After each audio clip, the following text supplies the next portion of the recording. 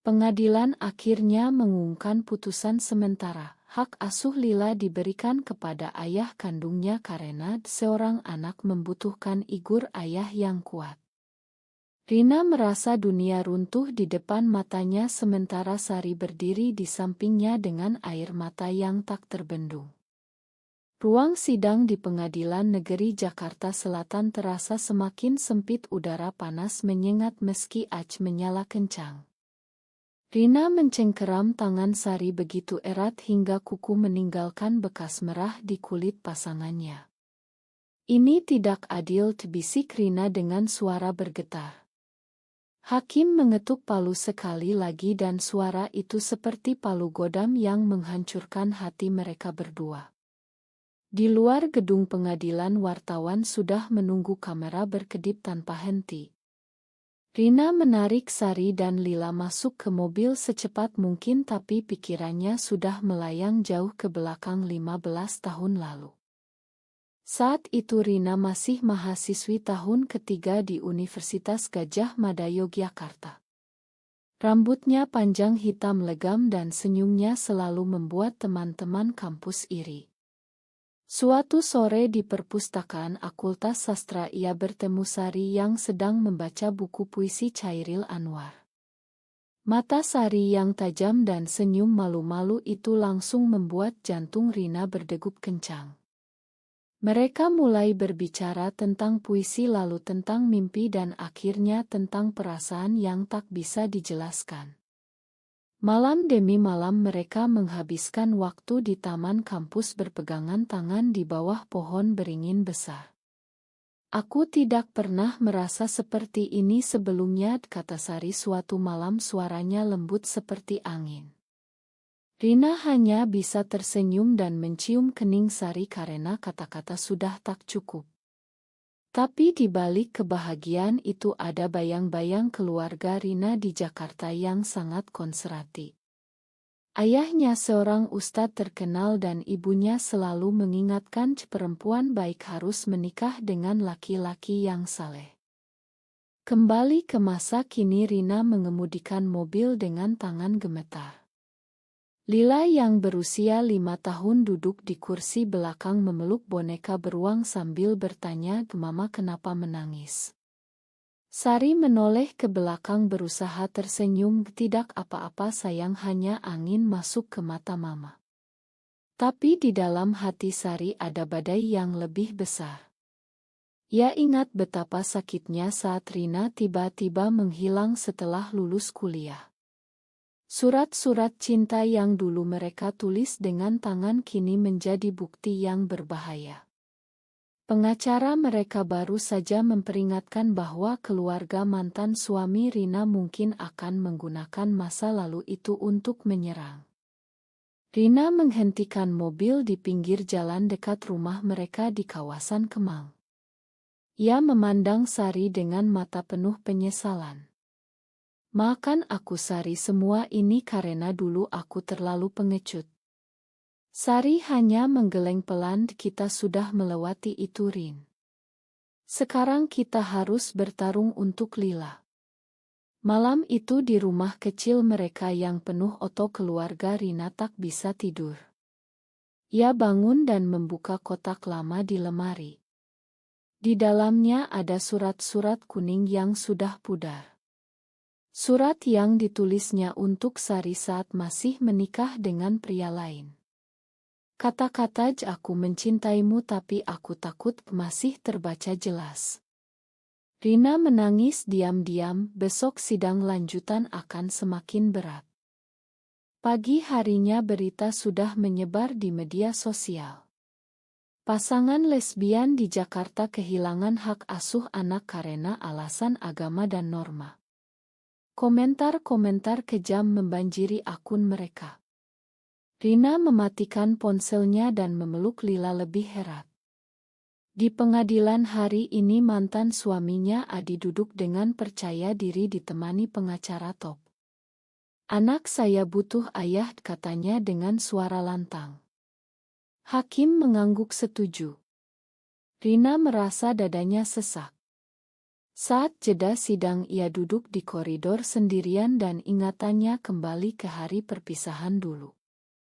Di Yogyakarta tahun 2010 Rina menerima telepon dari ibunya. "Kamu harus pulang sekarang. Ayah sudah memilihkan calon suami untukmu." Rina menangis di kamar kosnya. Sari datang dan memeluknya erat. "Jangan pergi, Rin. Kita bisa lari kemana saja." Tapi Rina menggeleng. "Keluargaku akan membunuhku kalau tahu." "Makan aku, Sari." Keesokan harinya Rina naik kereta ke Jakarta tanpa pamit. Surat terakhir yang ia kirim hanya berisi, "Aku harus menikah demi keluarga. Lupakan aku." Sari hancur berkeping-keping. Ia pindah ke Bandung dan mencoba melupakan tapi tak pernah berhasil. Kembali ke ruang sidang pengacara Rina dan Sari mengajukan bukti bahwa Adi jarang bertemu Lila sejak perceraian 3 tahun lalu. Tapi hakim masih ragu. Di Indonesia anak perlu igur ayah, katanya lagi. Sari tak tahan lagi. Ia berdiri dan berteriak, "Kami berdua sudah membesarkan Lila dengan penuh cinta. Apa itu tidak cukup?" Pengadilan langsung kacau. Wartawan di luar semakin ramai. Malam harinya keluarga Rina datang ke rumah mereka. Ayah Rina yang berjubah putih memandang Sari dengan mata penuh kebencian. "Kamu yang merusak anakku," katanya. Rina berdiri di depan Sari. "Ayah, ini bukan salah Sari. Ini salahku karena dulu aku tak berani jujur." Ibu Rina menangis, "Kamu bikin malu keluarga besar kita, Rin." Lila yang mendengar dari kamarnya keluar dan memeluk kaki Rina. "Mama, jangan marah sama nenek." Suasana semakin tegang. Rina merasa seperti sedang tenggelam. Ia ingat bagaimana setelah menikah dengan Adi ia selalu menangis diam-diam di kamar mandi. Adi tahu istrinya tak bahagia tapi tak pernah bertanya. Ketika Lila lahir, Rina berharap bisa mencintai suaminya tapi hati tetap milik Sari. Perceraian terjadi setelah Adi menemukan foto lama Rina dan Sari. Sari memegang tangan Rina di meja makan malam itu. "Kita harus tetap kuat. Untuk Lila." Rina mengangguk tapi di dalam hatinya ada rasa bersalah yang semakin menggerogoti. Besok ada sidang lagi dan saksi dari masa lalu akan dipanggil. Rina tak tahu apakah ia sanggup menghadapi semua itu. Sidang hari ketiga, saksi pertama adalah teman kuliah mereka dulu bernama Dina. Dina berdiri di depan hakim dan menceritakan bagaimana ia melihat Rina dan Sari berpelukan di taman kampus. Mereka saling mencintai, Pak Hakim. Bukan sekadar teman. Ruangan menjadi hening. Adi tersenyum sinis. Rina merasa wajahnya panas. Ingatannya kembali ke malam ketika ia memutuskan untuk menikah. Ia menulis surat panjang untuk Sari tapi tak pernah mengirimkannya. Surat itu kini ada di tangan pengacara Adi sebagai bukti ketidakstabilan mental Rina. Setelah sidang, Sari dan Rina pulang dalam diam di rumah. Lila bertanya, "Kenapa Papa mau ambil aku dari Mama dan Mama Sari?" Rina tak bisa menjawab. Malam itu ia menceritakan semuanya pada Sari. "Dulu aku takut, Sari. Aku takut kehilangan keluarga. Tapi aku kehilangan diriku sendiri." Sari menangis pelan. "Aku sudah memakanmu sejak lama, Rin. Tapi sekarang kita harus buktikan pada dunia bahwa keluarga kita nyata." Keesokan paginya ada berita baru. Sebuah akun media mengunggah foto lama Rina dan Sari yang dicium. Komentar semakin kejam. Tetangga mulai menatap mereka aneh saat belanja di pasar. Rina merasa seperti buronan di negeri sendiri. Di tengah kekacauan itu Sari menemukan cara baru. Ia menghubungi seorang pengacara hak asuh spesialis kasus non-tradisional. Pengacara itu bilang kita bisa ajukan bukti bahwa Lila sudah terbiasa dengan dua ibu sejak kecil. Psikolog anak akan mendukung kita. Rina mulai berani lagi. Ia mengumpulkan Oto-Oto Lila bersama mereka berdua sejak bayi. Oto ulang tahun, Oto liburan ke Bali, Oto hari pertama sekolah. Semua menunjukkan betapa bahagianya Lila. Tapi Adi tak tinggal diam, ia membawa saksi agama yang mengatakan anak perempuan butuh ayah untuk melindungi dari pengaruh buruk. Kata-kata itu seperti pisau yang menusuk hati Rina. Malam harinya Rina duduk di teras sambil memandang bintang. Sari mendekat dan memeluknya dari belakang. Ingat dulu di Yogyakarta kita berjanji akan selalu bersama meski dunia menentang. Rina tersenyum lemah. Aku ingat. Dan aku akan perjuangkan itu sekarang. Mereka berciuman lembut di bawah cahaya bulan. Untuk sesaat semua masalah terasa jauh. Tapi pagi berikutnya panggilan telepon dari pengadilan datang. Sidang lanjutan akan mendengarkan kesaksian Lila sendiri. Rina dan Sari saling pandang ketakutan. Anak kecil mereka yang baru 5 tahun harus bicara di depan hakim. Hari sidang kesaksian Lila tiba. Gadis kecil itu duduk di kursi tinggi dengan kaki bergoyang-goyang. Hakim bertanya lembut, Lila sayang, siapa yang biasa memasak untukmu? Lila menjawab dengan suara jernih, Mama Rina dan Mama Sari. Ruangan hening sejenak. Adi mengerutkan kening. Pengacara Rina tersenyum kecil. Tapi pertanyaan berikutnya lebih berat.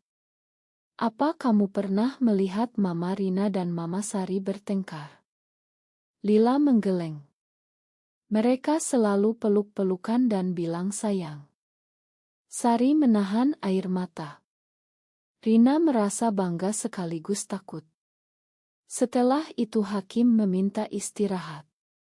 Di luar ruangan keluarga Rina menunggu. Ibunya mendekat dan berbisik, Rin, pulanglah ke rumah. Kami makan semua ini. Rina menggeleng tegas. Ma, Bu. Rumahku sekarang bersama Sari dan Lila. Malam itu rahasia besar akhirnya terbongkar. Adi mengirimkan Oto surat lamar Rina ke media. Surat yang berisi, aku menikah karena terpaksa. Hati aku tetap milik Sari. Berita meledak. Keluarga besar Rina marah besar. Ayahnya datang ke rumah dengan wajah merah. Kamu sudah mempermalukan nama keluarga. Aku tidak punya anak seperti kamu lagi. Rina berdiri tegak meski lututnya gemetar. Ayah justru yang memaksa aku menikah dulu. Sekarang aku memilih kebahagiaan yang sebenarnya. Sari berdiri di sampingnya tak bergeming. Lila bersembunyi di belakang mereka. Konfrontasi itu berakhir dengan pintu dibanting keras. Rina ambruk ke lantai menangis. Sari memeluknya erat. Kamu sudah berani, Rin. Itu yang terpenting. Tapi luka semakin dalam. Di sekolah Lila mulai ditanya teman-temannya, kamu punya dua mama. Itu dosa katanya. Rina dan Sari harus menjemput Lila lebih awal. Malam itu mereka bertiga tidur bersama di satu tempat tidur. Lila bertanya, Mama Sari akan pergi kalau Papa menang. Sari mencium kening Lila. Tidak sayang. Mama Sari akan selalu di sini. Rina memandang keduanya dengan hati penuh rasa bersalah. Ia tahu semua ini bermula dari keputusannya dulu. Besok ada sidang penutupan. Pengacara mereka bilang peluang menang kecil tapi mereka tak boleh menyerah. Sidang penutupan dimulai dengan suasana tegang. Hakim membacakan ringkasan bukti. Adi tampak percaya diri. Tapi pengacara Rina dan Sari mengajukan bukti baru, laporan psikolog yang menyatakan Lila berkembang sangat baik di bawah asuhan dua ibu. Anak tidak membutuhkan ayah secara biologis tapi igur orang tua yang penuh kasih, kata psikolog di depan hakim. Adi protes keras. Ruangan kembali riuh. Di tengah sidang Rina meminta ingin bicara. Ia berdiri dengan suara bergetar. Saya pernah menyangkal cinta saya karena takut. Saya menikah dengan Adi karena paksaan keluarga. Tapi Lila lahir dari pernikahan itu dan sekarang saya sadar bahwa cinta sejati saya adalah Sari. Kami sudah membuktikan bahwa kami bisa menjadi orang tua yang baik. Semua mata tertuju padanya. Sari menangis diam-diam. Setelah itu hakim mengumumkan akan memutuskan dalam waktu seminggu. Minggu itu terasa seperti tahun. Rina dan Sari menghabiskan waktu dengan Lila di taman bermain. Mereka tertawa bersama meski hati was-was. Suatu malam Rina menerima pesan dari ibunya. Ayah sakit, Rin. Tolong pulang. Rina ragu tapi akhirnya pergi sendirian. Di rumah orang tuanya ayahnya berbaring lemah. Makan ayah, Rin. Ayah hanya takut kamu menderita. Rina menangis dan memeluk ayahnya. Aku sudah bahagia, ayah. Tolong terima Sari sebagai bagian dari keluarga. Ayahnya hanya diam tapi matanya mulai melembut. Kembali ke rumah Sari menyambut dengan pelukan hangat. Apapun keputusannya kita tetap bersama. Hari keputusan tiba. Ruang sidang penuh. Hakim membuka berkas dengan wajah serius. Pengadilan setelah mempertimbangkan semua bukti dan keterangan menyatakan bahwa Rina Wijaya dan Sari Putri diakui sebagai ibu sah Lila secara bersama. Hak asuh tetap pada kedua ibu dengan pengawasan rutin. Ruangan langsung hening sejenak lalu meledak sorak-sorai kecil dari pendukung mereka. Rina tak percaya telinganya. Ia memeluk Sari erat sekali. Lila berlari ke pelukan mereka bertiga. Adi berdiri kaku lalu keluar ruangan tanpa kata. Di luar pengadilan kamera menyala terang. Rina dan Sari berjalan keluar dengan tangan saling genggam dan Lila di tengah. Mereka tersenyum meski air mata masih mengalir. Malam itu di rumah mereka merayakan kecil-kecilan dengan kue dan lilin. Lila tertawa riang. Rina memandang Sari dengan mata penuh syukur. Terima kasih sudah menungguku selama ini. Sari mencium pipi Rina lembut. Cinta kita sudah terbukti, Rin. Beberapa bulan kemudian kehidupan mulai tenang. Keluarga Rina perlahan mulai menerima. Ibunya bahkan datang berkunjung dan membawa makanan untuk Lila. Tetangga mulai berhenti bergosip. Rina dan Sari membuka usaha kecil kai buku di Kemang yang ramai dikunjungi pasangan sesama jenis dan keluarga modern. Lila tumbuh bahagia dengan dua mama yang saling mencintai. Tapi luka masa lalu tak pernah hilang sepenuhnya. Rina masih kadang terbangun malam-malam karena mimpi buruk tentang hari perpisahan dulu. Sari selalu ada untuk memeluknya. Suatu sore di taman yang sama seperti dulu di Yogyakarta mereka kembali berdua sambil memandang Lila bermain. Rina berbisik, kalau dulu aku tak pengecut mungkin kita tak perlu melewati semua ini. Sari tersenyum. Tapi kalau bukan karena itu kita tak akan punya Lila dan kekuatan seperti sekarang. Mereka berpegangan tangan erat. Matahari terbenam di ufuk Jakarta mewarnai langit oranye indah. Apakah pengakuan hukum dari pengadilan bisa benar-benar menyembuhkan luka penolakan masa lalu atau justru membuat rasa bersalah semakin abadi?